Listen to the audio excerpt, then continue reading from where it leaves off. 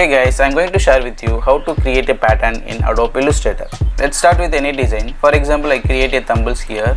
So select rectangle, create it and go to color. If you want change color, you can change it. Then select direct selection tool. If you drag it, you can round the corners. Then I select it, hold Alt key and take one more duplicate.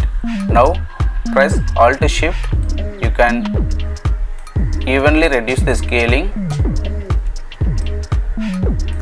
Then move a little bit to the right. Then select the both, hold again Alt key, make duplicate. Then right click, transform and reflect. Here vertical reflect, then hit OK. Now select rectangle and create a rectangle. Then select all.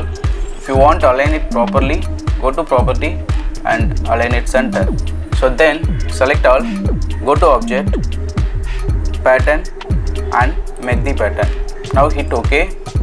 Then you will get preview of the pattern. So this is how our pattern will be shown. So then give it scale tile to what? I need some spaces between the pattern, so I give it the value 2 mm for each vertical and horizontal. Then if you want any modification, you can do it.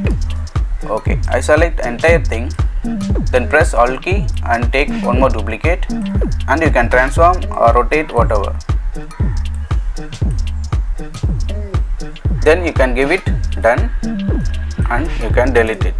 So now our pattern will be stored in Swatches. If the Swatches is not available here, go to window and switch on the Swatches. Then you can select your pattern here and start any shape with your pattern.